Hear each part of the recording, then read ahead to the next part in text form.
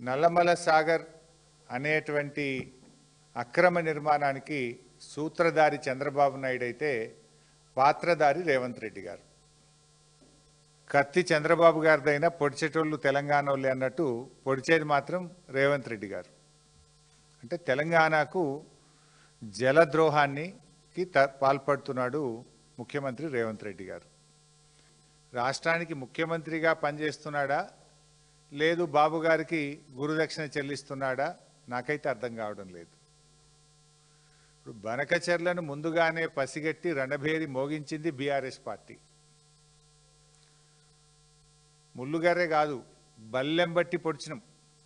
నిద్రపోతుండే government కనీసం బనకచెర్ల మీద స్పందించకపోతే BRS party బల్లెం బట్టి పొడిస్తే కానీ నిద్రలేవలేదు ఈ కాంగ్రెస్ ప్రభుత్వం. బనకచెర్ల మీద మేము జంగు సైరన్ కొట్టి ఆంధ్రప్రదేశ్ హుషారు చేసింది. ఏం చేసింది? లేలే మేము బనకచెర్ల వెనుకకు తీసుకుంటున్నాము అన్నది మధ్యలో.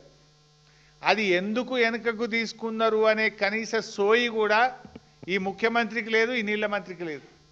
లేక ఏమన్నారు తెలుసా? లేలే మా పోరాటానికే బనకచెర్ల వెనుకకు తీసుకున్నది ఆంధ్రప్రదేశ్, ఇది మా విజయం అన్నాడు ఉత్తమ్ కుమార్ రెడ్డి. అయితే ఇలా కనీస సోయి లేదు.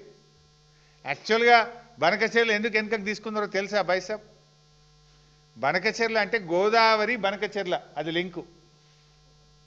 అప్పుడు ఆంధ్రప్రదేశ్కు జ్ఞానోదయమై కృష్ణల గోదావరి నీళ్లు కలిస్తే పాత బచావత్ అవార్డు ప్రకారంగా కృష్ణా నదిలో 45 తెలంగాణకు, 21 మహారాష్ట్రకు, 14 కర్ణాటకకు పోతున్నాయి.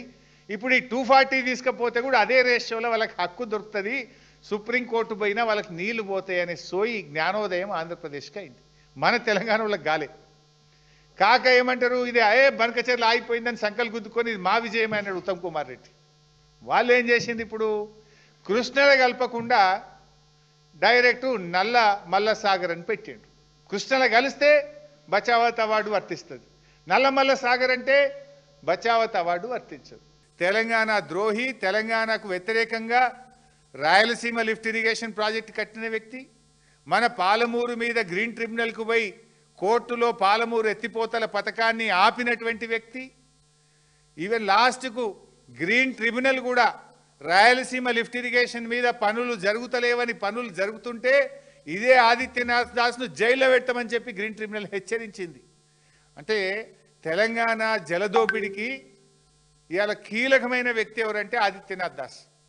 రాయలసీమ ఎత్తిపోతల పథకాన్ని పూర్తి చేయడానికి కోర్టులను తప్పుదోవ పట్టించిన వ్యక్తి ఆదిత్యనాథ్ దాస్.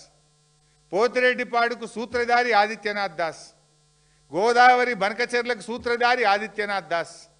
తెలంగాణ ప్రాజెక్టులకు వ్యతిరేకంగా 100కు పైగా లేఖలు రాసి తెలంగాణ ప్రాజెక్టులను అడ్డుకున్నది ఆదిత్యనాథ్ దాస్.